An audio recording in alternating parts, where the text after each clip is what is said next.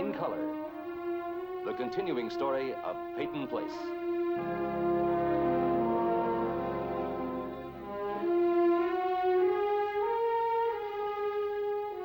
Starring Dorothy Malone as Constance Mackenzie, Ed Nelson as Michael Rossi, Ryan O'Neill as Rodney Harrington, Barbara Parkins as Betty Anderson, Tim O'Connor as Elliot Carson, Christopher Connolly as Norman Harrington, Patricia Morrow as Rita Harrington, James Douglas as Stephen Cord.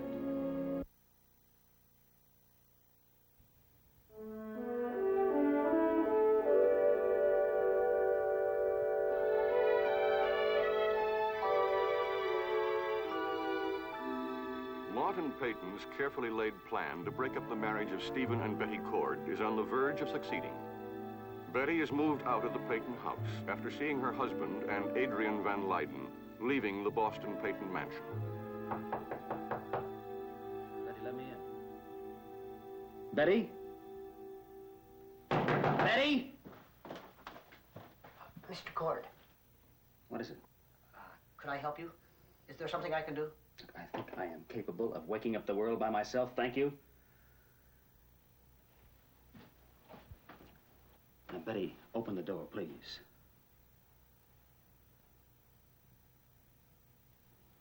Now, look, we have to talk. Betty, I love you.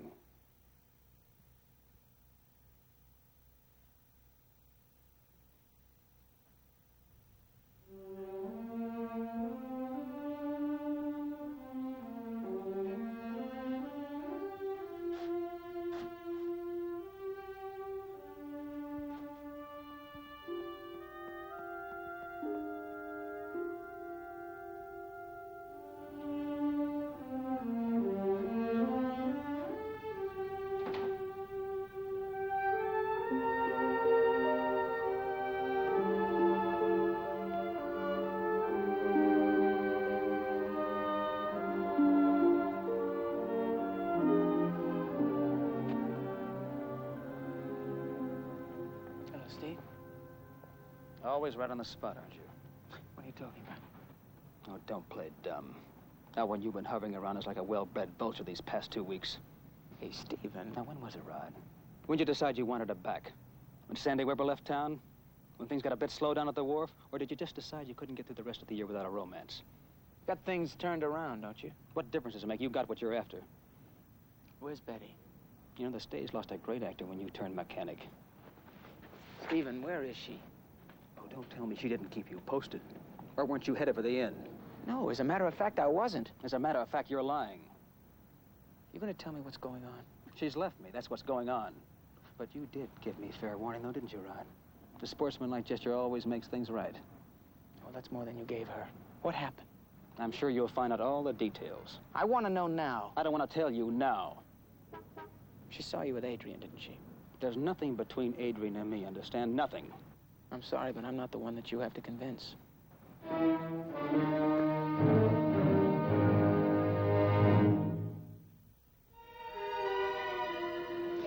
There you are, son.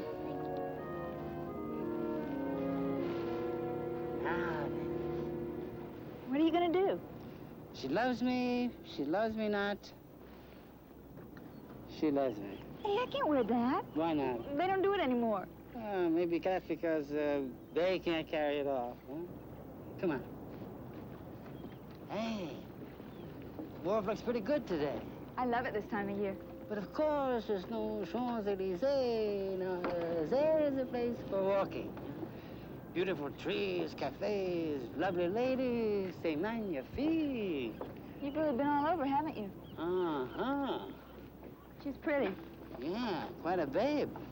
But nothing like the one I'm expecting soon. But what about... Oh, so I'm married. What's that got to do with it?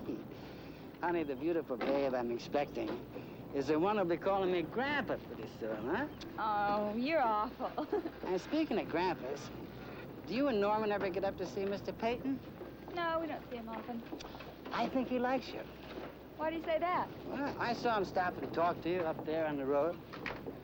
Yeah, he says hello to us and everything. Come on, let's go aboard. Topside, right?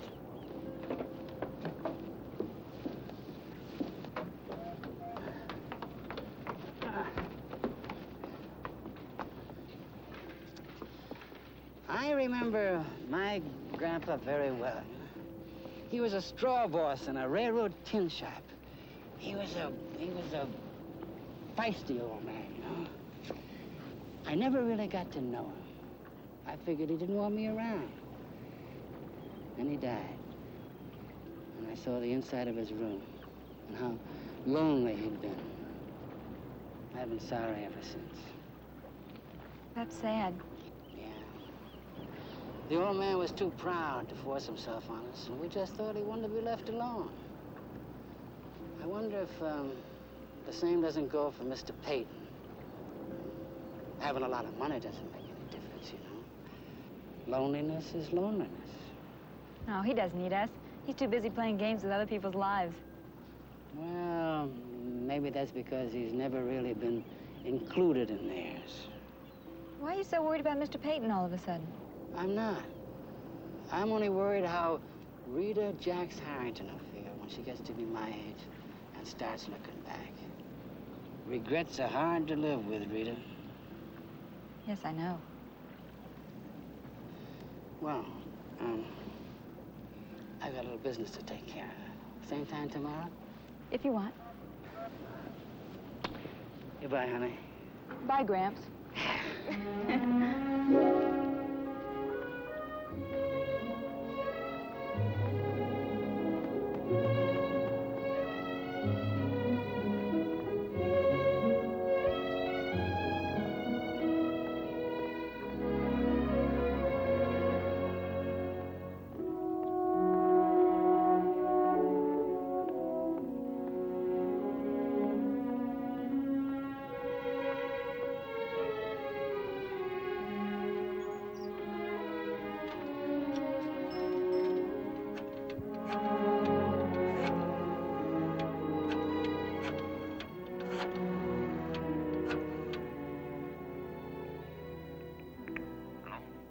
This is Eddie.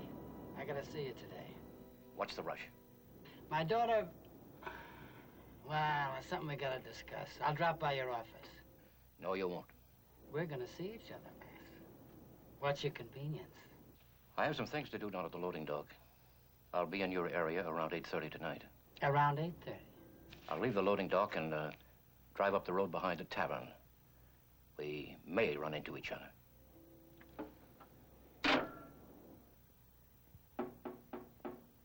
We have to talk. Ah, that's better. Hiding isn't your style. Have you slept? No, of course not. Not even eaten. I shouldn't wonder. When you're all done with your gloating. Gloating? There's nothing further from my thoughts. You have my full sympathy and whatever help I can offer. Thanks, but you've done enough already. Close the door. We don't need the traveling salesman to be party to our discussion. We have nothing to discuss. Your future? I can manage. Without my advice and assistance? Yes.